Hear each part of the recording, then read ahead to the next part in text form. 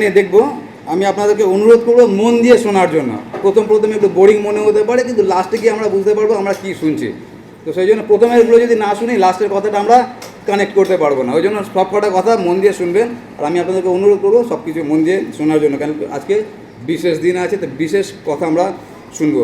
আজকে যে বিষয়টা নিয়ে আমরা দেখবো সেটা হচ্ছে তিনটে পাথরের বিষয় আমরা আজকে আলোচনা করব। তিনটে পাথরের বিষয় আমরা আলোচনা করব। আর ওই তিনটে পাথর কি, 3 নম্বর পাথরটা তখনই বুঝতে পারবো যখন প্রথম দুটো পাথর সম্বন্ধে আপনারা মন দিয়ে শুনবেন। তো সেই জন্য আমরা আসলে প্রার্থনা করি, তারপর আমরা ঈশ্বরের বাক্যে যাব। মঙ্গলবার স্বর্গস্থ পিতা ঈশ্বর, বাণীগণের সদা প্রভু, তোমাকে ধন্যবাদ দিই তোমার বিশ্বস্ততা, তোমার অনুগ্রহের জন্য, যার গুণে তুমি আমাদেরকে বাঁচিয়ে রেখেছো, যার গুণে আজকে আমাদেরকে বিশেষ দিন দেখতে দিয়েছো, যে আমরা এতজন তোমার পুত্র প্রভু যিশুর পুনরুত্থানকে আমরা উদযাপন করছি। তোমাকে ধন্যবাদ দিই তোমার বাক্যের জন্য, যার দ্বারা তুমি প্রত্যেকটা দিন আমাদেরকে সঞ্জীবিত উজ্জীবিত করো। আজকে যে বাক্য আমাদের জন্য রেখেছো ঈশ্বর পিতা, সেই বাক্যকে আশীর্বাদ করো, যেন তোমার বাক্য আমরা বুঝতে পারি এবং সেই অনুযায়ী যেন জীবনযাপন করতে পারি। বিশেষ সময়কে তোমাদের সমর্পণ করি, তুমি তোমার আত্মার পরিচালনার মধ্যে আমাদেরকে ধরে রাখো। এই প্রার্থনা প্রভু যিশুর নামে চাই, আমিন। আজ যে তিনটে পাথর সম্বন্ধে দেখবো, প্রথম পাথরটা যেটা আমরা দেখবো সেটা লেখা আছে আমার অতি পরিচিত এবং অতি প্রিয় একটা অংশ, যেটা আছে যোহন লিখিত সুসমাচার তার 11 অধ্যায়। না দেখে কে বলতে পারবে কি লেখা আছে? যোহন লিখিত সুসমাচার তার 11 অধ্যায়। সেখানে একটা ঘটনা লেখা আছে, বৈতনিয়া বলে একটা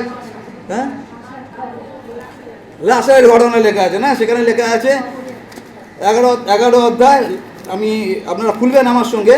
আর সেখানে লেখা আছে এরকমভাবে, বৈতনিয়ায় এক ব্যক্তি পীড়িত হইয়াছিলেন। এটা দিয়ে শুরু হচ্ছে, একটা গ্রামের কথা লেখা আছে, তার নাম হচ্ছে বৈতনিয়া। আর সেখানে একটা মানুষ ছিলেন, তার নাম হচ্ছে লাসার। আর লাসারের 2 বোন ছিল, কি নাম? মার্থা এবং মরিয়ম। আর তারপরে তারা জানতে পারলো তাদের ভাইয়ের কিছু একটা হয়েছে। তারপরে প্রভু যিশুকে খবর দেওয়া হলো। আর যখন প্রভু যিশুকে খবর দেওয়া হলো, প্রভু যিশু শুনতে পারলেন খবরটা, যে আমি যাকে ভালোবাসি তার পীড়া হয়েছে। আর তারপরে প্রভু যিশু সেখান থেকে তাড়াতাড়ি একটা ওলা উবের নিয়ে চলে গেলেন। যায়নি, ওখানে আরও 2 দিন থেকে গেলেন। আর তারপরে যখন 2 দিন থেকে গেলেন, তারপরে যে ঘটনাটা ঘটছে সেটা নিয়ে আজকে আমরা আলোকপাত করব। আমি পড়বো আপনাদের জন্য যোহন লিখিত সুসমাচার তার 11 অধ্যায়, আর আমি পড়বো 38 পদ থেকে। আপনারা যদি বাইবেল থাকে বাইবেল খোলা রাখবেন, নাহলে আমার কথাগুলো শুনবেন। এখানে লেখা আছে 38 পদ থেকে, তাহাতে যিশু পুনর্বার অন্তরে উত্তেজিত হইয়া কবরের নিকটে আসিলেন। সেই কবর একটা গহ্বর এবং তার উপরে একখানা পাথর ছিল। যিশু বলিলেন, তোমরা পাথরখানা সরাইয়া ফেলো। মৃত ব্যক্তির ভগিনী মার্থা তাহাকে কহিলেন, প্রভু, এখন উহাতে দুর্গন্ধ হইয়াছে, কেননা আজ 4 দিন। যিশু তাহাকে কহিলেন, আমি কি তোমাদের বলি নাই যে যদি বিশ্বাস করো তবে ঈশ্বরের মহিমা দেখিতে পাইবে? তখন তাহারা পাথরখানা সরাইয়া ফেলিল। পরে যিশু উপরের দিকে চক্ষু তুলিয়া কহিলেন, পিতা, তোমার ধন্যবাদ করি যে তুমি আমার কথা শুনিয়াছ। আর আমি জানিতাম তুমি সর্বদা আমার কথা শুনিয়া থাকো। কিন্তু এই যে সকল লোক চারিদিকে দাঁড়াইয়া আছে, ইহাদের নিমিত্ত এই কথা কহিলাম, যেন ইহারা বিশ্বাস করে যে তুমি আমাকে প্রেরণ করিয়াছ। ইহা বলিয়া যিশু উচ্চরবে ডাকিয়া কহিলেন, লাসার বাইরে আইসো। আর তারপরে কী হলো আমরা সবাই জানি, সানডে স্কুলের বাচ্চারা জানি কী হয়েছিল। তারপরে লাসার হেঁটে বেরিয়েছিল। তো এখানে যে ঘটনাটা আছে, এখানে যেটা বলা হয়েছে সেটা হচ্ছে, প্রভু যিশু যখন গেলেন তখন অলরেডি 4 দিন হয়ে গেছে। আর তারপরে প্রভু যিশু বললেন, এই কবরের মুখ থেকে পাথরটা সরিয়ে দাও। আর তারপরে সরিয়ে দেওয়া হলো। আর তারপরে প্রভু যিশু মার্থাকে একটা কথা বলেছিলেন, তোমাকে কি আমি বলি না যদি বিশ্বাস করো তাহলে কী হবে? ঈশ্বরের মহিমা দেখতে পারবে। মাথায় রাখবেন এই কথাটা, যদি বিশ্বাস করো ঈশ্বরের মহিমা দেখতে পারবে। কে বলেছে? যিশু বলছেন, তোমাকে কি আমি বলি নাই? আর তারপরে পাথরটা সরানো হলো। আর সরানোর পরে সেখান থেকে লাসার হেঁটে বেরিয়ে আসলো। আর এই যে যখন এখানে দেখবেন পাথরটা যে সরানোর কথা লেখা আছে, আপনারা যদি দেখেন ওখানে লেখা আছে প্রভু যিশু বললেন পাথরটা সরিয়ে দাও। তার কারণটা কি? তার কারণ আপনি চিত্রটা একটু কল্পনা করুন। চিত্রটা কীরকম আছে? সেটা হচ্ছে যিশু আছেন, যিশুর সঙ্গে 12 জন শিষ্য আছেন, আর গ্রামের সব লোকরা আছে, আর 2 জন বিশেষ লোক আছে, মরিয়ম এবং মার্থা। সবাই একদিকে দাঁড়িয়ে আছে। আর কবরের পিছনে আরেকজন আছে। সেটা কে আছে? লাসার আছে। লাসারের মৃতদেহ আছে, পচে গন্ধ বেরোচ্ছে। লাসারের মৃতদেহ পিছনে আছে। আর এইদিকে গ্রামের লোক আছে, 12 জন শিষ্য আছে, প্রভু যিশু আছেন, আর 2 জন আছেন। আর এখানে প্রভু যিশু বলছেন, এরা যেন জানতে পারে। কি জানতে পারে? আমি তোমার ছেলে। আর তারপরে বললেন লাসার বেরিয়ে আসো। তার মানে চিত্রটা কীরকম? একদিকে গ্রামবাসী, 12 জন শিষ্য, প্রভু যীশু খ্রিস্ট, মরিয়ম, মার্থা, মাঝখানে আছে পাথর, আর পিছনে আছে মরা লাশা। প্রভু যিশু বলেছেন, তোমাকে কি আমি বলি নাই যদি বিশ্বাস করে ঈশ্বরের মহিমা দেখবে? ওই ঈশ্বরের মহিমা দেখার জন্য একটা জিনিস সেদিনকে করণীয় ছিল। কী করণীয় ছিল? পাথরটাকে সরানো দরকার ছিল। যতক্ষণ পাথর না সরানো হচ্ছে ততক্ষণ আমরা বুঝতে পারছি না যে মহিমাটা আসলে কী হচ্ছে। আর তারপরে যে পাথরটা সরানো হলো, যেই মহিমা তখন হয়েছিল সেই মহিমা এখনো পর্যন্ত আমরা করছি না। যখনই লাসারের কথা হয় আমাদের বুকটা একটু কী বলবো, প্রত্যাশায় ভরে ওঠে না, যে শেষ দেয়ালে পিঠ ঠেকলেও তারপরে প্রত্যাশা আছে। তার কারণ কি? তার কারণ 4 দিনের মরা হেঁটে বেরিয়ে এসেছিল। আর এটা এমন একটা ঘটনা ঘটেছিল যে এখনও পর্যন্ত আমরা ঈশ্বরের মহিমা করতে পারি একটা ঘটনার জন্য, কিন্তু যে ঘটনা ঘটার জন্য দরকার ছিল পাথরটা সরানো। আর এই পাথর সরানোর দায়িত্ব কে নিয়েছিলেন? সেটা হচ্ছে প্রভু যীশু খ্রিস্ট স্বয়ং নিয়েছিলেন, যাতে আপনি আমি তার মহিমা করতে পারি। এখন যে ব্যাপারটা হচ্ছে সেটা হচ্ছে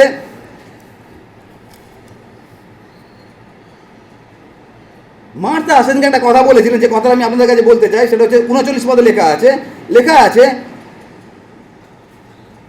কিন্তু যিশু বলিলেন, তোমরা পাথরখানা সরাইয়া ফেলো। আর তারপরে কথাটা লেখা আছে, মৃত ব্যক্তির ভগিনী মার্থা তাহাকে কইলেন, কি কইলেন? তাতে আর এইটা হচ্ছে মার্থাকে একটা সেলুট দেওয়ার মতো কথা। তার কারণ কেন কি জানেন? সেটা হচ্ছে মার্থা এখানে যে জিনিসটা আমাদের কাছে এবং সারা পৃথিবীর কাছে একটা জিনিস কনফার্ম করছে, কি নিশ্চিত করছে? সেটা হচ্ছে এই মৃত ব্যক্তির কোনো ডেথ সার্টিফিকেটের দরকার ছিল না। তার কারণটা কি? বডিটা থেকে অলরেডি দুর্গন্ধ বেরোচ্ছে। এখন কোনো ডাক্তারকে যদি নিয়ে জিজ্ঞাসা করা হয় এই বেঁচে আছে কি মরে গেছে, ডাক্তার কি বলবে? ডাক্তারের দরকার নেই, আমি তো ডাক্তার না। আমাকেও যদি জিজ্ঞাসা করে দেখো পচে গেছে, কেউ 4 দিনের মরা। এই কথা বলার মানে কি? এই মানে হচ্ছে এই যে প্রভু যিশুর পুনরুত্থানকে নিয়ে অনেক রকম ভুল ভ্রান্ত শিক্ষা আছে। সেটা অনেকে বলে প্রভু যিশু সেখানে অজ্ঞান হয়ে গেছিলেন, তারপরে তাকে চুরি করে নিয়ে চলে যাওয়া হচ্ছে। তো এখানে মার্থা সেই জিনিসটাকে কনফার্ম করে দিয়েছে। সেটা কি? সেটা হচ্ছে সেদিনকে লাশার যে কবরের মধ্যে ছিল, ওই কবরের মধ্যে 4 দিনের পচা গলা একটা দেহ ছিল, যাকে প্রভু যীশু খ্রিস্ট জীবিত করেছিলেন। তার মানে এখানে যেটা হচ্ছে সেটা হচ্ছে প্রভু যিশুর ক্ষমতা আছে মৃত ব্যক্তিকে জীবন দেওয়া। আমি কেন বলছি? তার কারণ হচ্ছে মার্ক লিখিত সুসমাচার 5 অধ্যায় সেখানে একটা ঘটনা ঘটেছিল। জাইর বলে একটা ব্যক্তি ছিল, জানি তো? জাইর বলে একটা ব্যক্তি ছিল, আর সে অধ্যক্ষদের একজন। আর সে তারপরে যিশুর কাছে আসলো, আর এসে বললো কি, আমার মেয়েটি মৃতপ্রায়, আপনি আসুন। আর বলার সঙ্গে সঙ্গে যিশু সঙ্গে সঙ্গে গেল। আর তারপরে যখন যাচ্ছিলেন, তারপরে পথে একজন আসলো, আর এসে বললো আপনার মেয়ে মারা গেছে, প্রভুকে আর কষ্ট দেবার কোনো দরকার নেই। আর তারপরে প্রভু যিশু সেখানে গেলেন, আর তারপর কি বললেন? তাবিথা তুমি ওঠো, আর উঠে গেলেন। এখন এই ঘটনাটা যদি আজকে 2025 সালে ঘটে, তাহলে আমরা কি বলতে পারি? আমরা এটাই বলতে পারি, আরে মেয়েটা মরেনি, ও তো ডিহাইড্রেটেড হয়ে গেছিলো, কিছুক্ষণের জন্য অজ্ঞান হয়ে গেছিলো, মুখে জল মেরেছে, সে আবার জ্ঞান ফিরে গেছে। সুতরাং যিশু বাঁচাতে পারেন না। আর একটা ঘটনা ঘটে, এটা কি? কোনো একদিন একজনকে কাঁধে করে নিয়ে যাচ্ছিলো, খাটে করে। কে সেটা? সেটা লেখা আছে লুক লিখিত সুসমাচার 7 অধ্যায়, বিধবার একমাত্র সন্তান। আর তারপরে প্রভু যিশু খাটটা গিয়ে ছুলেন, আর সেই ছেলেকে সুস্থ করে আবার বাড়ি পাঠিয়ে দিলেন। যদি সেটাই ঘটে এখনকার দিনে, তাহলে আমরা কী বলবো? ছেলেটা মরেনি। তার কারণটা কি? তার কারণ ক্লিনিক্যাল ডেথ সার্টিফিকেট তখন ছিল না। সুতরাং ডেথ সার্টিফিকেট যদি না থাকে, তারা মরেছে আমরা ধরবো কী করে? কিন্তু লাশারের ক্ষেত্রে আমাদের কোনো ডেথ সার্টিফিকেটের দরকার নেই, তার কারণ বডি অলরেডি পচে গেছে। আর তারপরে সেটা হেঁটে হেঁটে বেরিয়ে আসবে। এটা হচ্ছে প্রথম পাথর সরানোর ঘটনা। সেটা কি? পাথর সরানো হলো, আমরা ঈশ্বরের মহিমা দেখতে পেলাম। দ্বিতীয় যে পাথরটা আমরা দেখবো, যেটা হচ্ছে আজকে আমাদের বিষয়, সেটা হচ্ছে মার্ক লিখিত সুসমাচার তার 16 অধ্যায়। আর মার্ক লিখিত সুসমাচার তার 16 অধ্যায় এরকমভাবে লেখা আছে, আমি পড়ছি আপনাদের জন্য, আপনারা মন দিয়ে শুনবেন। মার্ক তার 16 অধ্যায় লেখা আছে 1 পদ থেকে, বিশ্রাম দিন অতীত হইলে পর মগদলিনী মরিয়ম, জাকবের মাতা মরিয়ম এবং সালোমি সুগন্ধি দ্রব্য ক্রয় করিলেন, যেন গিয়া তাহাকে মাখাইতে পারেন। পরে সপ্তাহের প্রথম দিন তাহারা অতি প্রত্যুষে সূর্য উদিত হইলে কবরের নিকটে আসিলেন। আর তারপরে 3 নম্বর পদটা মন দিয়ে শুনবেন, লেখা আছে, তাহারা পরস্পর বলা বলি করিতেছিলেন। কি বলা বলি করতেছিলেন? কবরের দ্বার হইতে কে আমাদের জন্য পাথরখানা সরাইয়ে দেবে। তারপরে কথা কি লেখা আছে? তারপরে এমন সময় দৃষ্টিপাত করিলেন। তার মানে ওদের ওই মহিলাদের আলোচনার বিষয়টা কি ছিল? কবর থেকে পাথরখানা কে সরাবে। আপনার বাইবেলে লেখা আছে তাদের কোনো কনক্লুশন আছে, কোনো সমাধান তারা বের করেছিল? নেই না, কোনো সমাধান লেখা নেই। কিন্তু মহিলাদের কোনো সমাধান আছে যে আমরা 3 জন আলোচনা করছি, আচ্ছা পাথরখানা কে সরাবে। তারপরে একটা মহিলা বলে, আরে কোনো অসুবিধা নেই, ওই কবরের পাশে একটা চায়ের দোকান আছে, ওখানে সকালবেলা অনেকে চা খায়, ওদেরকে একটু বলবো, ওরা পাথরটাকে সরিয়ে দেবে। ওরা আলোচনা করেনি। বা মহিলারা বলছিল, আরে আমাদের কাছে যথেষ্ট জোর আছে, ওটাকে আমরা সরাতে পারবো। তার মানে মহিলারা আলোচনা করেছে পাথরটাকে নিয়ে, কিন্তু সমাধান কিছু পায়নি। কিন্তু তারপরে মহিলারা যাচ্ছে। আর এই মহিলারা যেদিনকে প্রভু যিশুর কবর হয়েছিল, তারা দেখেছিলেন, কি দেখেছিলেন? পাথরটার সাইজটা আসলে কত বড়, আর ওই পাথরটাকে সরানোর জন্য কতগুলো হাট্টা কাটা লোকের দরকার ছিল। সুতরাং তারা জানে পাথরটা কত বড়, কিন্তু তা সত্ত্বেও তারা আজকে সকল কিছু কেনাকাটা করে মনের আনন্দে যাচ্ছে প্রভু যিশুর দেহকে লাগানোর জন্য। কিন্তু সবার আগের কথা, যে পাথরটাকে সরাবেটাকে, তার তো কোনো সমাধান বের হয়নি। আর তারা যখন যাচ্ছে, ওটা দিনের বেলা না, কলকাতা শহর না যে অনেক লোক আছে, তারা ভোরবেলা যায় কাঠ ভরে, তখন মহিলাদের তো বাইরে যাওয়া নিষিদ্ধ, আর পুরুষরা তখন নেই। সুতরাং তারা যাচ্ছে। কেন যাচ্ছে? তারা জানে পাথরটা সাইজটা কত বড়, তারা জানে পাথরটা ওজন কত বড়, কিন্তু তা সত্ত্বেও তারা যাচ্ছে। তার পিছনে একটা বড় কারণ আছে। কারণটা হচ্ছে এই যে এই মহিলাদের কাছে পাথরটা কত বড় ওটা দেখার বিষয় না, এই মহিলাদের কাছে পাথরটা কত ভারী ওটা দেখার বিষয় না, এই মহিলাদের কাছে পাথরটা কে সরাবে ওটা দেখার বিষয় না, এই মহিলাদের কাছে মেন যেটা বিষয় সেটা হচ্ছে পাথরের পিছনে কে আছে। বুঝতে পারছেন আমি কি বলতে চাইছি? পাথরের পিছনে যে আছে, যার নাম হচ্ছে যীশু খ্রিস্ট, তার প্রতি এদের ভালোবাসাটা এতটাই গভীর যে মাঝখানে যে এত বড় বাধাটা তাদের চোখে পড়ছে না। অনেক সময় আমরা প্রভুতে আসতে পারি না, মণ্ডলীতে আসতে পারি না আমাদের ছোটোখাটো বাধার কারণে। বেড়ালকে খাওয়াতে হবে, কুকুরকে ভ্যাকসিন দিতে হবে, সকল কিছু রবিবার পরে, আর আমরা মণ্ডলীতে আসতে পারি না। তার কারণ কি? ছোটোখাটো বাধা। কেন আমাদের বাধার জন্য প্রভুতে আসতে পারি না? বাধার কারণে আমরা প্রভুতে আসতে পারি না, এটা একেবারে মিথ্যা কথা। আমরা ডানা দিতে পারি, বাঁ দিতে পারি, অজুহাত দিতে পারি, সকল কিছু অজুহাত। আমরা কেন প্রভুর কাছে আসি না? প্রবলেমটা একটাই, সেটা হচ্ছে এই মহিলাদের প্রভু যিশুর প্রতি যে প্রেমটা ছিল, যেই প্রেমটাই পাথরটাকে উপেক্ষা করতে সাহায্য করেছিল, ওই প্রেম আজকে আমাদের অনেকের মধ্যে ঘাটতি আছে। ওই জন্য বাইবেলে লেখা আছে তোমাদের প্রথম প্রেম। আস্তে আস্তে আমরা যখন প্রথম যিশুকে আমি যখন ভালোবেসেছিলাম, তখন আমার মনে হতো কেউ যদি আমাকে বলে যিশুর নামে 10 তলা থেকে ঝাঁপ মারতে, আমি ওখান থেকে ঝাঁপ মেরে দেবো। তার কারণ আমার প্রেমটা এতটাই পাগলের মতো ছিল। কিন্তু এখন যদি আপনি আমাকে বলেন পাদিবু এখান থেকে ঝাঁপ মারুন, আমি ভাবো আমার হাঁটুতে তো লেগে যাবে না। তার কারণটা যখন আমরা প্রথম প্রভুকে জানি, আর তারপর আস্তে আস্তে আমাদের প্রেমটা শিথিল হতে থাকে। এখানে এই মহিলাদের যেটা দেখি সেটা হচ্ছে ওদের সামনে অত বড় বাধা, ওটাকে তারা দেখেনি। কোনটাকে দেখেছে? যে বাধার পিছনে আমার যে প্রভু আছে, তার প্রতি আমার যে ভালোবাসাটা, ওটা এতটাই বড় আকর্ষণ যে তারা কোনো বাধাকে মানেনি। আজকে আপনার আমার জীবনে সব থেকে বড় প্রশ্ন, আজকে যখন আমরা এই পুনরুত্থানের দিনে এসেছি, যে আপনার হৃদয়ের মধ্যে যিশুর প্রতি কতটা ভালোবাসা আছে। আপনার জীবনে আজকে যা কিছু বাধা আছে মণ্ডলীতে আসার জন্য, বাবার শরীরে আসার জন্য, আপনি মাথায় রাখুন ওই বাধাগুলো বাধা না, ওই বাধাগুলো হচ্ছে আমাদের প্রেমের অভাব। যদি প্রেম থাকে, কোনো বাধায় আমাদেরকে আটকাতে পারে না। যদি আপনি জানতে পারেন যে আপনার প্রিয় ব্যক্তি হাসপাতালে ভর্তি হচ্ছে রাত 2টোর সময়, দেখবেন আপনি কোনো কিছু না ভেবে আপনি যে কোনোভাবে দৌড়াবেন, তখন আমাদের বাধা মনে হয় না। কিন্তু যখন মণ্ডলীতে আসার কথা, যখন বাবার সাথে আসার কথা, তখন আমাদের কাছে সকল কিছু বাধা তৈরি হয়ে যায়। তার কারণটা কি? তার কারণ যিশুর প্রতি প্রেমটা হয়তো অনেক সময় আমাদের শিথিল হয়ে গেছে। আর তারপরে যে ঘটনাটা ঘটছে এখানে, যে মহিলারা যে কাজটা করেছিল সেটা কি? সেটা হচ্ছে তারা সুগন্ধি দ্রব্য কিনেছে। কেন কিনেছে? তারা যিশুর দেহকে লাগাবে। তার মানে এরা 100% নিশ্চিত, একটু চিত্রটা কল্পনা করুন, এরা 100% নিশ্চিত যে প্রভুর যিশু কবরের ভেতরে আছে। এরা কারা? প্রভু যিশুর সঙ্গে 3.5 বছর ছিলেন। প্রভু যিশু, আমরা যদি মতিলিখিত সুসমাচার 16-17 দেখি, সেখানে যিশু বলেছেন আমাকে জেরুজালেমে যাইতে হইবে, অত্যাচারিত হইতে হবে, কিন্তু আমি আবার পুনরুত্থিত হব। বারবার তিনি একই কথা বলেছেন, মন্দির ভাঙিয়ে ফেলো, আমি 3য় দিনে গাঁথবো। এরা সবাই ছিলেন, কিন্তু তা সত্ত্বেও আজকে তারা নিশ্চিতভাবে তারা সুগন্ধি কিনে নিয়েছে, এই বিশ্বাসে যে এই পাথরের পিছনে প্রভুর যিশুর দেহ আছে। কেউ কখনো কল্পনা করতে পারেনি যে প্রভু যিশু যে কথাটা বলেছেন সেটা কতটা বাস্তব। আমাদের জীবনে একই ঘটনা ঘটে। আমরা প্রচার অনেক কিছু করতে পারি, অনেক কিছু শুনতে পারি, কিন্তু ওটা যে আমাদের ডে টু ডে লাইফে ওটা প্রযোজ্য, ওটা আমরা অনেক সময় উপলব্ধি করতে পারি না। এরা একই জিনিস উপলব্ধি করতে পারেনি, রিয়ালিটির মতো এরা ভাবছে। ওরা কখনো ভাবতে পারেনি যে যিশুর দেহ হয়তো ওখানে থাকবে না। আর কিনে তারপর তারা গেল। এখন যে ঘটনাটা ঘটছে সেটা কি? সেটা হচ্ছে একদিকে মহিলারা, আর একদিকে যিশুর মৃতদেহ, আর মাঝখানে পাথর। প্রভু যিশু কি বলেছেন? তোমাকে কি বলি নাই, যদি বিশ্বাস করো তাহলে ঈশ্বরের মহিমা দেখতে পারবে। আর তারপরে যে ঘটনাটা ঘটলো সেটা যে মহিলারা সেখানে গেলেন, আর আলোচনা করতে করতে গেলেন, কোনো সমাধান নেই। কিন্তু যাওয়ার পরে তারা যে জিনিসটা দেখতে যাচ্ছিল, তারা কল্পনাও করেনি যে এই মহিলারা যে জিনিসটা দেখতে যাচ্ছে সেটা পৃথিবীর ইতিহাসকে ওলট করে দেবে। আমাদের 2025 সালে যে বিজ্ঞানের উন্নত হবে, বিজ্ঞানকে মূর্খতা পর্যবসিত করে দেবে। তার কারণ তারা যেটা দেখতে যাচ্ছে, এমন একটা জিনিস দেখতে যাচ্ছে যে এর আগে ইতিহাসে কখনো ঘটেনি, এর পরে কখনো ঘটবে না। যেটা প্রভু যিশুকে যিশু করে, সেটা কি? সেটা হচ্ছে শূন্য কবর। আমার মনে আছে ছোটোবেলায় যখন আমরা হাঁড়ির থেকে চাল বের করতাম বা আটা বের করতাম, আর মা বলতো যে হাঁড়ি পুরো খালি করতে নেই, যদি চাল পুরো খালি হয়ে যায় আমরা 1 মুঠো আবার তার মধ্যে রেখে দিতাম। তার কারণ শূন্য হওয়াটা হচ্ছে অশুভ দেখা। আপনারা জানেন তো, আমাদেরকে মারা শেখাতো, আর আমরা হাঁড়িতে 1 মুঠো রেখে দিতাম, কুসংস্কার। কিন্তু আমাদের জন্য, খ্রিস্টীয় সমাজের জন্য এই শূন্য কবর হচ্ছে আমাদের কাছে সব থেকে বড় আনন্দের সংবাদ। তার কারণ এই শূন্য কবরটাই হচ্ছে আমাদের কাছে সব থেকে বড় প্রমাণ যে প্রভু যিশু কবরে নেই, প্রভু যিশু আজকে পুনরুত্থিত। আর সেটা হচ্ছে আমাদের কাছে সব থেকে বড় আনন্দ। সেই দিনকে যেটা হয়েছিল সেটা কি? সেটা হচ্ছে প্রভু যিশু পুনরুত্থিত হয়েছিলেন, আর সেই জন্য প্রভু যিশু বলেছিলেন যে তোমাকে কি বলি নাই, যদি বিশ্বাস করো তাহলে ঈশ্বরের মহিমা দেখতে পারবে। আর এই যে দুটো মহিমা দেখতে পারলাম, দুটো মহিমা কেন দেখতে পারলাম? মাঝখানে একটা পাথর ছিল, পাথরটা সরানোর পর মহিমা আমরা দেখতে পারলাম। যতক্ষণ পাথর ছিল আমরা ঈশ্বরের মহিমা করতে পারিনি। আপনার জীবনে হয়তো অনেক বড় বড় পাথর এই মুহূর্তে আছে, আপনার ঈশ্বরের মহিমা দেখতে পারছেন না। প্রভু যিশু একটা কথা বলেছেন, তোমাকে বলি না, যদি সর্ষে দানার মধ্যে বিশ্বাস থাকে তাহলে তুমি এই পাথরটাকে বলো সমুদ্রে গিয়ে পড়বে না, সমুদ্রে গিয়ে সেটা পড়বে। কিন্তু আমাদের পাথরগুলো সমুদ্রে পড়ছে না।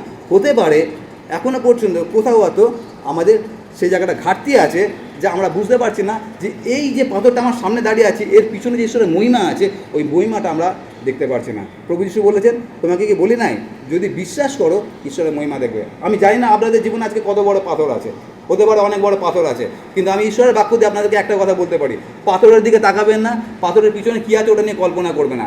একটা জিনিস খালি মাথায় রাখুন, প্রভু যিশু বলেছেন, তোমাকে কি বলি নাই, যদি বিশ্বাস করো ঈশ্বরের মহিমা দেখতে পারবে। আজকে আপনার জীবনে যে পাথরটা আছে ওই পাথরটা আপনাকে কষ্ট দেওয়ার জন্য না, আপনাকে নষ্ট করে দেওয়ার জন্য না। কারণ কি বাইবেলে লেখা আছে ঈশ্বরের এরকম পরিকল্পনা নয় যে আপনাকে নষ্ট করে। ঈশ্বরের পরিকল্পনা কি প্রত্যেকে যেন অনন্ত জীবন পর্যন্ত পৌঁছাতে পারে। আপনার জীবনে যখন বড় পাথর আছে ওই পাথরটার পিছনে কোনো মহিমা আছে, আপনাকে ঈশ্বর দেখাতে চাইছেন, কিন্তু ওই মহিমাটা দেখার জন্য যেটা দরকার আছে সেটা হচ্ছে আপনার হৃদয় যেন ঈশ্বরের প্রতি বিশ্বাস থাকে। আর সেই জন্য আমাদের জীবনে আজকে যা কিছু পাথর আছে আমরা এই বিশ্বাসে স্থির থাকি যে এই পাথরের পিছনে যে মহিমাটা আছে ওই মহিমাটা আমরা দেখবো, আর ওই পাথরটা ঈশ্বর একদিন সরাবেন আর আমরা ঈশ্বরের মহিমাটা দেখতে পারবো। এটা হচ্ছে দ্বিতীয় পাথর। 3 নম্বর পাথর যেটা আমরা দেখবো সেটা লেখা আছে যোহন লিখিত সুসমাচার তার 20 অধ্যায়। এটা আমার অতি পরিচিত এবং অতি প্রিয় একটা অংশ আছে, যোহন লিখিত সুসমাচার তার 20 অধ্যায়, আর আমি পড়বো 24 পদ থেকে।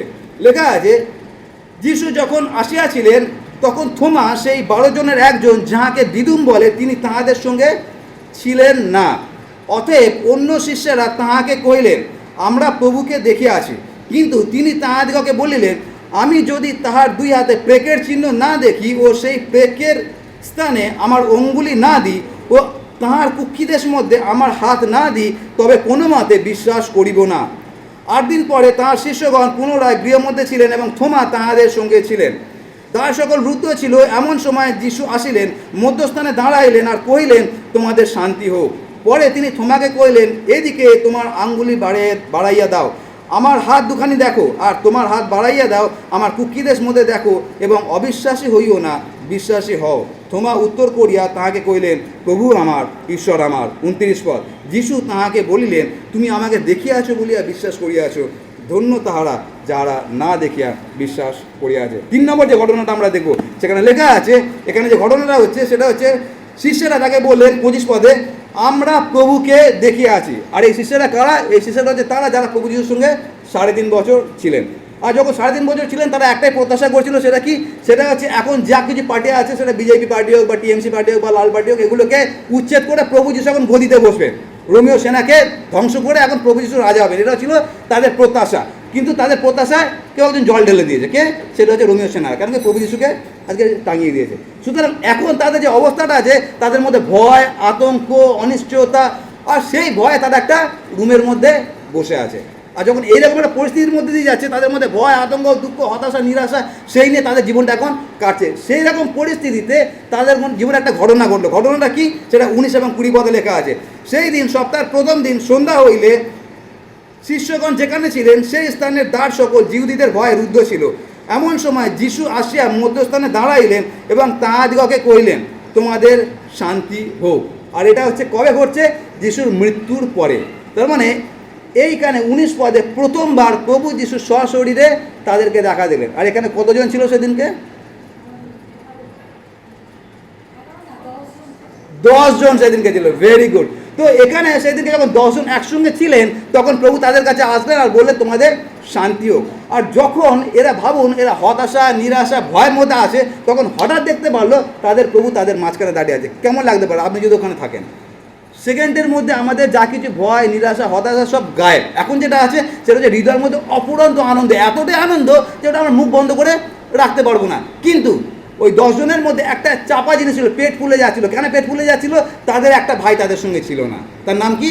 তার নাম হচ্ছে থোমা। সেই জন্য তারা জানে যে আমাদের যে ভাই থোমা, তারও হয়তো এখনো ভয়ের মধ্যে, আতঙ্কের মধ্যে, নিরাশার মধ্যে দিন কাটছে। আর তারা অপেক্ষা করছিল কখন আমাদের ভাইকে দেখবো এবং এই সুসংবাদটা দেবো। কি সুসংবাদ? যে আমাদের প্রভু জীবিত।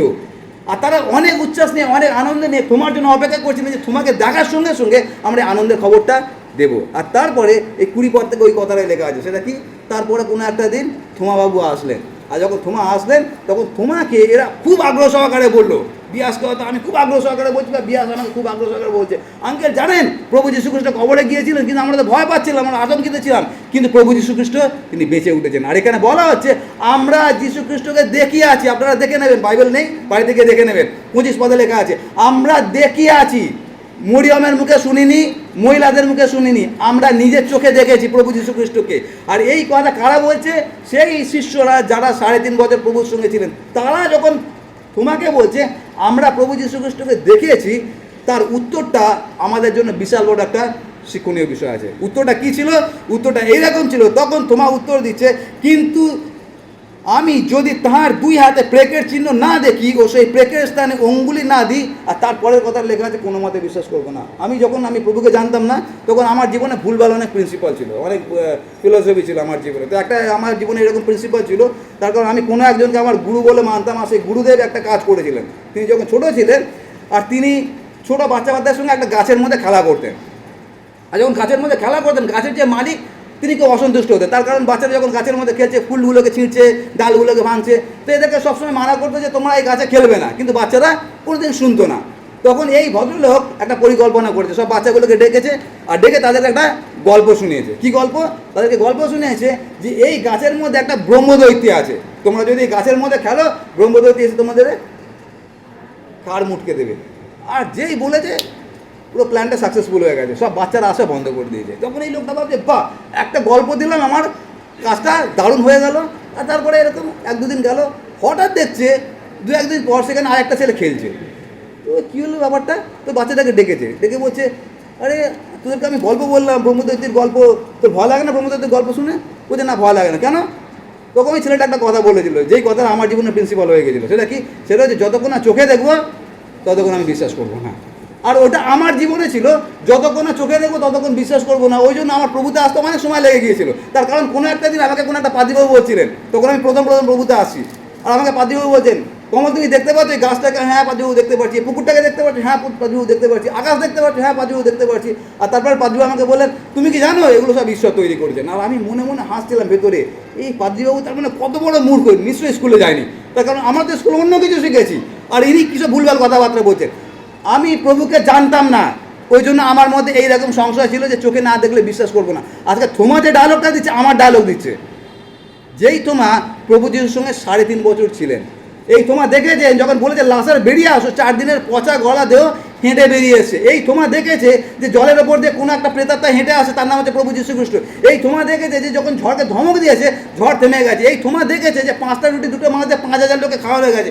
এই থোমা দেখেছে যে বিধবার সন্তানকে তিনি সুস্থ করেছেন। এই থোমা দেখেছে যে জাইরের কন্যাকে, মৃত কন্যাকে তিনি জীবিত করেছেন। এত কিছু দেখেছে, কিন্তু তারপরও আজকে তার ডায়লগটা দেখুন। সেটা কি? যতক্ষণ না আমি তাকে নিজের চোখে দেখছি, আর শুধু চোখে দেখলেই হবে না, কেন আমার চোখ অনেক সময় ভ্রান্ত হতে পারে, কেন কি এখন এআই এর জামানা আছে, জানেন তো, আর্টিফিশিয়াল ইন্টেলিজেন্স। আমার ছবি দেখাচ্ছে কিন্তু ওটা আমি নই। তো আমি চোখে দেখবো, বিশ্বাস করবো না। কি করব? আমি হাত দিয়ে দেখবো। তার মানে আমার যে পঞ্চ ইন্দ্রিয়, যে যীশুখ্রিস্ট আমাকে পঞ্চ ইন্দ্রিয় দিয়েছেন, সেই পঞ্চ ইন্দ্রিয় দিয়ে আমি তার গবেষণা করব যে সে সত্যি বেঁচে উঠেছে কিনা। কত বড় ধৃষ্টতা হলে একটা মানুষ এই কথা বলতে পারে যে প্রভু যীশুখ্রিস্ট বেঁচে উঠেছেন কি উঠেছেন না, সেটা সার্টিফাই করছে একটা সাধারণ বিশ্বাসী। আর এই ধৃষ্টতা আমাদের প্রত্যেকের মধ্যে অনেক সময় কম বেশি আছে। যখন আমরা বিপদের মধ্যে পড়ি, আমাদের সবার আগে একটা বড় জিজ্ঞাসা চিহ্ন, সেটা কি? যদি তুমি আছো, তাহলে আমার জীবনে কেন এটা? কিছুদিন আগে আইজাক আমাকে বলছে, সেটা হচ্ছে আই ডোন্ট লাভ জিসাস, আমি যিশুকে ভালোবাসি না। আমি বললাম, কেন রে, হঠাৎ তুই যিশুকে ভালোবাসেন এই কথা বলছিস কেন? যিশু তোকে এত আশীর্বাদ করছে। তখন বলছে, না, যদি যিশু আমাকে ভালোবাসেন তাহলে আমার ওই স্ত্রীতে আমার ছাকা কেন লেগে গেল? আমি আয়রন করে ইস্ত্রি করে রেখেছিলাম, আর পায়ে ওর ছাকা লেগে গেছে। তোর কথা হচ্ছে যদি যিশু আসেন তাহলে আমার ছাকাটা কেন লেগে গেল? তো আমি ওকে বললাম, তুমি গরমে পা দিয়েছো, তুমি ছাকা খেয়েছো, ওটা ঈশ্বর কী করবেন তাতে? আমাদের জীবনে যখন আমরা ছাকা খাই, আমরা সবার আগে যে বড় জিজ্ঞাসা চিহ্নটা নিয়ে আসি, সেটা হচ্ছে এটাই, যিশু কি সত্যি পুনরুত্থিত? কেন কি যদি সত্যি পুনরুত্থিত হতেন, তাহলে কেন আমার জীবনে এই ঘটনাটা ঘটছে? আর সেই জন্য আমরা অনেকে থোমার মতো হয়তো কাজ করতে পারি। তো এখানে যেটা দেখতে পাচ্ছি সেটা কি? সেটা হচ্ছে থোমা যে প্রশ্নটা করছেন, যে কথাটা বলছেন, সেটা হচ্ছে যতক্ষণ না আমি সেখানে আঙুল দেবো এবং সে কুকিতে সে দেখবো, ততক্ষণ পর্যন্ত আমি বিশ্বাস করব না। আর তারপরে শেষে যেটা তিনি বলছেন, তিনি লেখা আছে, তাহার কুকিদের মধ্যে আমার হাত না দিই তবে কোনো মতে, লেখা আছে আপনাদের বাইবেলে, সাধারণ কথা বলছে না যে যতক্ষণ হাতি ততক্ষণ বিশ্বাস করবো না, আমি যেটা বলতাম। কিন্তু এখানে আরেকটা কথা অ্যাড করছে, কোনো মতে, মানে 1% তো চান্স নেই বিশ্বাস করার জন্য। তার কারণ 3.5 বছর তুমি যা কিছু দেখেছিলে সব গায়েব হয়ে গেল। তার কারণটা কি? তার কারণ আজকে তার কাছে সব ধোঁয়াশা, অন্ধকার দেখতে পাচ্ছে, তার কারণ তাদের নেতা আজকে তাদের সঙ্গে নেই, আর তার পরিপ্রেক্ষিতে আজকে এই ঘটনাটা ঘটছে। আর এখানে যে ঘটনাটা ঘটছে, যেটা আমি বললাম, প্রথম পাথরটা কী ছিল, সেটা হচ্ছে লাশার ভেতরে ছিল, বাইরে ছিল গ্রামবাসী, আর মাঝখানে ছিল পাথর। ওই পাথরটাকে কে সরিয়েছিলেন? প্রভু যীশু খ্রিস্ট। দ্বিতীয় পাথরটা কি, সেটা হচ্ছে প্রভু যীশু খ্রিস্ট পাথরের ওপারে ছিলেন, এপারে ছিলেন মহিলারা, মাঝখানে ছিল পাথর। কে সরিয়েছিলেন? প্রভু যীশু খ্রিস্ট বা ঈশ্বর সরিয়েছিলেন। এখানে আর একটা পাথর আমরা দেখতে পাচ্ছি, যে পাথরের কথা এখানে লেখা নেই, কিন্তু পাথরটা আছে। সে পাথরটা কি, সেটা হচ্ছে অবিশ্বাসের পাথর। আর এটাই হচ্ছে বিশ্বাসের জীবনে সব থেকে বড় বাধা, অবিশ্বাসের পাথর। আর এই অবিশ্বাসটা কীভাবে আমরা বলতে পারি যে আমরা কেউ প্রভু যীশুকে অবিশ্বাস করি না, বিশ্বাস করি বলে আজকে আমরা পুনরুত্থানের দিনে এখানে এসেছি। এখানে আসা আর মুখে বলা আর জীবন দিয়ে সেটাকে দেখানো, দুটোর মধ্যে আকাশ পাতাল পার্থক্য আছে। আমরা যদি ক্ষণিকের জন্য একটু চিন্তা করি নিজের জীবনকে দিয়ে, যে সকাল থেকে রাত পর্যন্ত আমি যেভাবে জীবনযাপন করছি, আমার এই জীবনের মাধ্যমে কি আমি লোকে বোঝাতে পারছি যে আমি সত্যি প্রভু যীশুকে বিশ্বাস করি? কি বিশ্বাস করি? যে তিনি জীবন্ত, তিনি আমার সঙ্গে সঙ্গে আছেন। আমরা যখন কোনো বড় বিল্ডিংয়ে যাই, দেখবেন ওখানে বড় বড় ক্যামেরা লাগানো থাকে না, আর ওখানে লেখা থাকে ইউ আর আন্ডার সিসিটিভি। আর যখন আমরা ওই ক্যামেরাটা দেখি, সঙ্গে সঙ্গে আমরা একটু সচেতন হয়ে যায় না, আমাদের হাঁটা চলা কত নমনীয় হয়ে যায়, কত ভদ্র হয়ে যায়। তার কারণটা কি? তার কারণ চারিদিকে ক্যামেরা লাগানো আছে। আর আপনারা যদি আমাদের মিশনে আসেন, ওখানে ক্যামেরাতে আপনার সাউন্ডও ক্যাচ করে নেবে, আপনি যা কিছু কথা বলছেন ওগুলো। ওই জন্য আমাদের গেটে যারা ঢোকার আগে সবাই সব ঠিকঠাক করে না, তারপরে ভেতরে ঢোকে। তার কারণটা কি? চারিদিকে ক্যামেরা লাগানো আছে। যদি আমি সত্যিই বিশ্বাস করি যে যীশু খ্রিস্ট বেঁচে উঠেছিলেন এবং এখনও পর্যন্ত তিনি আপনার এবং আমার সঙ্গে প্রত্যেকটা মুহূর্ত আছেন, যেখানে লেখা আছে তার চোখ কখনো নিদ্রা যায় না, কখনো ঢলে না, তাহলে আমরা যেভাবে জীবনযাপন করছি, আমরা কোন ধৃষ্টতা এভাবে জীবনযাপন করছি? যখন আমরা প্রতিবেশীর সঙ্গে ঝগড়া করছি, যখন আমরা রাত্রিবেলা মোবাইল ফোনটাকে নিয়ে ঘাঁটছি, তখন আমাদেরকে একবারে মাথায় আসছে না যে আমার যিশু জীবিত, তিনি আমার সঙ্গে আছেন, আমার পাশে বসে আছেন, আমার মধ্যে আছেন। তাহলে আমাদের জীবনটা দিয়ে আমরা প্রত্যেকটা দিন প্রত্যক্ষ বা পরোক্ষভাবে এটাই বোঝানোর চেষ্টা করি যে যীশু খ্রিস্ট এখন কবরে আছে।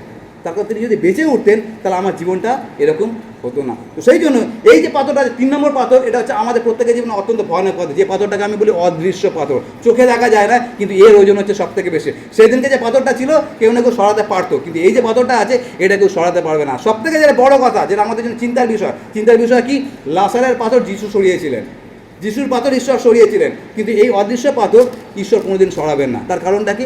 আমাদেরকে ঈশ্বর স্বাধীন ইচ্ছা দিয়েছেন। এখন সমস্যাটা আমাদের, আমি পাথরটাকে সরাবো কি সরাবো না। যিশু কোনোদিন তার মাথা ব্যথা নেই যে আমার অবিশ্বাসের পাথরকে তিনি সরিয়ে দেবেন। তিনি শুধু এটুকু বলতে পারেন কি, কেন অবিশ্বাস করো, বিশ্বাসী হও, যেটা তিনি তোমাকে বলেছিলেন। তারপরে আমরা যেটা দেখবো সেটা হচ্ছে এই যে যা কিছু আমি ঘটনা বললাম এখনো পর্যন্ত তোমার জীবনে, এই ঘটনাগুলো কেন আজকে তোমার জীবনে ঘটলো। আর ওটাই হচ্ছে আজকে আমার প্রচারের মেন কেন্দ্রবিন্দু, যে আমি যা কিছু বলেছি কেন ঘটছে। আর সেইটা ঘটছে, যদি কারোর কাছে বাইবেল থাকে, বাইবেল খোলা রাখবেন। আর আমি অনুরোধ করবো 24 পাদ যদি কেউ পড়তে পারেন, যার কাছে বাইবেল আছে, 20 অধ্যায় পড়বেন। 24 পাদে কী লেখা আছে?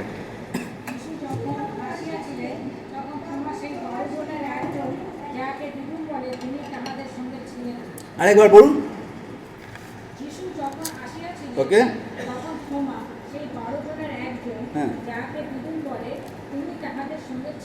Very good. তার মানে 19 পদে যেটা লেখা আছে, আপনি বললেন 10 জন ছিল, কেন 10 জন ছিল? একজন মারা গেছে, ইস্করিওতীয় জিউদা, থোমা সেখানে ছিল না, 10 জন ছিল। প্রভু যীশু আসলেন প্রথমবার। আপনি কল্পনা করুন, পৃথিবীর ইতিহাসে প্রথমবার প্রভু যীশু দেখা দিচ্ছেন।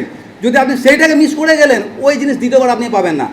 আর তখন মাত্র 10 জন, একজন নেই, থোমা নেই। থোমা কোথায় ছিল? আমি অনেক সার্চ করছি বাইবেল কলেজে এবং এখনও পর্যন্ত, যে থোমার বিষয়টা আসলে কি, কোথায় ছিল। কারোর কাছে কোনো উত্তর নেই যে থোমা আসলে ছিল কোথায়, করছিলটা কি। আর এটা হচ্ছে আমাদের সবার কাছে একটা বড় জিজ্ঞাসা চিহ্ন এবং চিন্তার বিষয়। সেটা হচ্ছে সেই দিনকে এই শিষ্যদের সঙ্গে থোমা ছিলেন না। থোমা কোথায় ছিলেন জানার আমাদের দরকার নেই, থোমা কী করছিলেন ওটা নিয়ে মাথা ফাটাফাটি করার দরকার নেই। কিন্তু একটা জিনিস আমরা নিশ্চিতভাবে জানি, সেটা কি, সেটা হচ্ছে থোমা ওদিনকে ছিলেন না। আর এই ছিলেন নাটাই আজকে যে থোমাকে আমরা বলি ডাউটফুল থোমা বা অবিশ্বাসী থোমা, তার পিছনে কারণটা হচ্ছে সেটা হচ্ছে সেই দিনকে থোমা ছিলেন না, আর সেই জন্য তার হৃদয়ের মধ্যে অবিশ্বাসের একটা দানা তার মধ্যে গাছের আকার নিয়ে নিয়েছিল। আমি যেটা বলতে চাইছি সেটা হচ্ছে থোমা সহভাগিতার মধ্যে ছিল না বাকি বিশ্বাসীদের সঙ্গে, বাকি শিষ্যদের সঙ্গে। আর এই বিশ্বাসীদের সঙ্গে না থাকা, সহভাগিতার সঙ্গে না থাকার কারণটাই হচ্ছে তার জীবনে অবিশ্বাসের দানা আজকে গাছের আকার ধারণ করেছে। আপনার আমার জীবনে আমরা সবসময় গলা ফাটিয়ে একটা কথা বলি, সেটা কি সহভাগিতার গুরুত্ব কী। তার কারণ হচ্ছে এটা, সেটা হচ্ছে যখন আপনি সহভাগিতায় নেই, আপনি ভাবছেন বোধহয় আজকে তো একটা রবিবার, বাকি 3টে রবিবার আছে, কিন্তু আপনি বুঝতেও পারবেন না যে ওই একটা রবিবারের মাধ্যমে শয়তান আপনার জীবনে কীভাবে কাজ করতে পারবে, আপনাকে যে কীভাবে শীতল করে দিতে পারে আপনি কল্পনা করতে পারবেন না। সেদিনকে থোমা ছিল না বলে আজকে তোমার মধ্যে আমরা শিথিলতা দেখি। যে 10 জন একসঙ্গে ছিল, মহিলারা একসঙ্গে ছিল, তাদের মধ্যে শিথিলতা আসেনি। তারা যখন প্রভু যিশুকে দেখলো, তারা কেউ বলেনি যে একবার গিয়ে যিশুকে হাত দিয়ে দেখি যে সত্যি তিনি বেঁচে উঠেছেন কিনা। তার কারণ তাদের মধ্যে সে উদ্দীপনাটা ছিল, সে আগুনটা ছিল, যেটাকে আমি সবসময় বলি কয়লার আগুন। যতক্ষণ কয়লার আগুনের মধ্যে আমরা আছি ততক্ষণ পর্যন্ত আমাদের মধ্যে আগুন আছে। যদি কয়লার আগুন থেকে একটা কয়লাকে যদি আলাদা করে দিই, কয়লার আগুন ঠান্ডা হয়ে যায়। আমাদের মনে আছে কিছুদিন আগেকার ঘটনা, সেটা হচ্ছে আমার মণ্ডলীতে একটা মহিলার ব্রেন স্ট্রোক হয়ে গেল, আর ব্রেন স্ট্রোকে বাঁ দিকটা প্যারালাইসিস হয়ে গেল। আর তারপরে ওই মহিলাকে দেখাশোনা করার জন্য তার মেয়ে 24 ঘন্টা তার দেখাশোনা করছে। এবং এই দুজনকেই আমি বাপ্তিস্ম দিয়েছি, আজ থেকে 3 বছর আগে তাদেরকে বাপ্তিস্ম দিয়েছি, অন্য বিশ্বাস থেকে তারা এসেছে। আর তারা প্রভুর জন্য অত্যন্ত আকাঙ্ক্ষী। কিন্তু যেহেতু এই মহিলা অসুস্থ এবং তাকে তার মেয়ে দেখাশোনা করছে, তার মেয়ে 6 সপ্তাহ ধরে আমাদের মণ্ডলীতে আসছিল না। আর এটা নিয়ে আমার একটা বিশাল বড় চিন্তা হয়ে গেছিলো। তার কারণটা কি? তার কারণ যখন কোনো বিশ্বাসী মণ্ডলীতে আসছে না, সে যত বড় বিশ্বাসী হোক, যত বড় পাদ্রী পুরোহিত হোক না কেন, সহভাগীতে যদি আমরা না থাকি, আমরা যে কখন শীতল হয়ে যাব আমরা কেউ জানতে পারি না। আর আমরা অনবরত প্রার্থনা করছিলাম, কিন্তু ঈশ্বরকে ধন্যবাদ দিই যে গত শুক্রবার গুড ফ্রাইডের দিনে তিনি এসেছিলেন। আপনার আমার কাছে আমি যেটা আজকে শেষ কথা বলতে চাই, সেটা হচ্ছে এটাই, রবিবার যতই আমাদের কাছে অজুহাত থাকুক না কেন, এই থোমার জিনিসটা আমরা মাথায় রাখি। আপনি রবিবার কেন আসতে পারছেন না, ছেলের জন্মদিন বা বাচ্চার মুখে বা যা কিছু হোক না কেন, ডানাত বারবার অজুহাত, আপনি কেন আসতে পারলেন না, কী কারণে আসতে পারলেন না, কারণটা কত বড়, ওটা আসল বিষয় না। বিষয়টা এটাই, আপনি মণ্ডলীতে নেই। আর এই ঘটনাটা যদি আমাদের জীবনে ঘটে, তাহলে এটা ভয়ানক বিষয় আছে। আর সেই দিনকে প্রভু যিশু তোমার এই আচরণে একেবারেই সন্তুষ্ট ছিলেন না। আর ওটা আমার কথা না, আমি ওটাকে ব্যাখ্যা করছি না, ওটা যে প্রভু যিশুর কথা অনুযায়ী আমরা দেখব। লেখা আছে, প্রভু যিশু বলছেন, দেখুন কী বলছেন, আমরা পড়ব 29 পদ। 29 পদে লেখা আছে, যিশু তাহাকে বলিলেন, তুমি আমাকে দেখিয়াছ বলিয়া বিশ্বাস করিয়াছ, ধন্য তাহারা যারা না দেখিয়া বিশ্বাস করিয়াছে। তার আগে যে কথাটা লেখা আছে 27 পদে, তোমাকে কইলেন, প্রভু যিশু তোমাকে কইলেন, এদিকে তোমার আঙ্গুলি বাড়িয়া দাও, আমার হাত দুখানি দেখো, আর তোমার হাত বাড়াইয়া দাও। এখন আপনারা কল্পনা করুন, আজকে যারা আছে সেখানে 11 জন আছে, 11 জনের মাঝখানে প্রভু যিশু দাঁড়ালেন। আর প্রভু যিশু যখন দাঁড়ালেন, আর সেখানে ভাবুন তোমার জায়গায় আমি আছি, পাদ্রী কমল নন্দী। আর আমি এরকম ডায়লগ দিয়েছিলাম যখন যিশু ছিলেন না। কী ডায়লগ দিয়েছিলাম? আমি বিয়াসকে বলেছিলাম, আমি যিশুকে বিশ্বাস করবো না যতক্ষণ তাকে দেখছি তার কুকি দেশে আমি হাত দিচ্ছি। আর তারপরে প্রভু যিশু হঠাৎ আসলেন, এতজনের মাঝখানে প্রভু যিশু শুধুমাত্র আমাকে ডাকলেন, কমল তুমি এখানে আসো আর আমার এখানে হাত দিয়ে দেখো। আমার তখন কী অবস্থা হতে পারে? তখন আমার মনে হয় কেন এই ভূমিটা হার হয়ে যাচ্ছে না, আমি কেন এখানে গায়েব হয়ে যাচ্ছে। তার কারণে এতটা লজ্জা, এতটা আমি গ্লানির মধ্যে যাব যে এই যিশুকে, যাকে আমি দেখেছি জলের উপর থেকে হাঁটতে, তার সম্বন্ধে আমি এত ভারী কথা আমি কী করে বললাম যে কোনো মতে বিশ্বাস করতে পারবো না। তখন তোমার মুখ থেকে একটাই কথা বেরিয়ে এসেছিলো, যেই কথা আপনার এবং আমার মুখ থেকে না, হৃদয় থেকে বেরিয়ে আসার দরকার আছে। সেটা কি? ঈশ্বর আমার, প্রভু আমার। যেদিনকে এই কথাটা প্রকৃত তোমার মতো হৃদয় থেকে বেরিয়ে আসবে, আমরা দ্বিতীয়বার কোনোদিন পিছনে তাকাবো না। যেমন বাইবেলে লেখা আছে, লাঙলে হাত দিয়ে আমরা যেন পিছনে না তাকাই। তারপরে শেষ কথাটা হচ্ছে এইরকম কথা, তিনি বলছেন, যিশু তাহাকে বলিলেন, তুমি আমাকে দেখিয়াছ বলিয়া বিশ্বাস করিয়াছ, ধন্য তাহারা যাহারা না দেখিয়া কী করিয়াছে। তার মানে এই যে কথাটা প্রভু যিশু বলছেন, ধন্য তাহারা, এই ধন্য কথাটা তোমার জন্য প্রযোজ্য ছিল না। ধন্য কথাটা কাদের জন্য প্রযোজ্য ছিল? আপনাদের জন্য, আমাদের জন্য। তার কারণ আমরা প্রভু যিশুকে জলের উপর থেকে হাঁটতে দেখিনি। আমরা দেখিনি যখন বলেছিল লাসা তুমি বেরিয়ে আসো। আমরা দেখিনি যখন জাইরেট কন্যাকে বাঁচিয়েছিল, বলেছিল টাবিতা তুমি ওঠো। আমরা কিছু দেখিনি, কিন্তু তা সত্ত্বেও আমরা 100% নিশ্চিত যে প্রভু যিশু বেঁচে উঠেছেন, তিনি পুনরুত্থিত। আর সেই জন্য আমরা এখানে আছি। আর সেই জন্য ঈশ্বর আজকে আপনাকে এবং আমাকে ধন্য বলছেন। কিন্তু এই ধন্য কথাটা আমরা তখনই গ্রহণ করতে পারবো, কখন? যখন আমি হৃদয় থেকে বলতে পারবো, প্রভু আমার, ঈশ্বর আমার। আর কোন প্রভুকে বলছি? যেই প্রভু মৃত্যুকে জয় করেছেন, সেই প্রভুকে বলছি, প্রভু আমার, ঈশ্বর আমার। সেই জন্য সেই ধন্য কথাটা যদি আপনি শুনতে চান, আমাদের যেটা দরকার আছে সেটা হচ্ছে বিশ্বাসের দরকার আছে। আর বিশ্বাস কখন আমরা বৃদ্ধি করতে পারবো? যখন আমরা সহভাগিতার মধ্যে থাকবো। সহভাগিতা থেকে আপনি ধীরে দূরে, আপনার বিশ্বাস শিথিল। যখন বিশ্বাস শিথিল, প্রভু যিশু বলেছিলেন, তোমাকে কি বলি নাই, যদি বিশ্বাস করো কি দেখতে পারবে? ঈশ্বরের মহিমা দেখতে পারবে। আপনি ঈশ্বরের মহিমা দেখতে পারবেন, তার জন্য যেটা দরকার সেটা হচ্ছে বিশ্বাস। কীরকম বিশ্বাস? পৌলের মতো বিশ্বাস, তিমোথির মতো বিশ্বাস, এবং যারা আছে সকলের মতো বিশ্বাস। ওই রকম বিশ্বাস যদি আমাদের থাকে, ঈশ্বর আপনাকে আমাকে তার মহিমা অবশ্যই দেখাবেন। কারণ কি এটা প্রভু যিশুর কথা, তোমাকে কি বলি নাই, যদি বিশ্বাস করো তাহলে ঈশ্বরের মহিমা দেখতে পাবে। আর সেই জন্য আরেকবার আপনাদেরকে মনে করিয়ে দিই, আপনার জীবনে আজকে যা কিছু পাথর আছে, পাথরের দিকে তাকাবেন না, শুধু এই কথাটা মাথায় রাখুন, এই পাথরের পিছনে ঈশ্বরের মহিমা আছে, ঈশ্বর আপনাকে দেখাতে চান। তার জন্য যেটা দরকার আছে সেটা হচ্ছে বিশ্বাস রাখা। আপনি আমি যেন আমরা বিশ্বাস রেখে চলতে পারি। আসুন আমরা প্রার্থনা করি।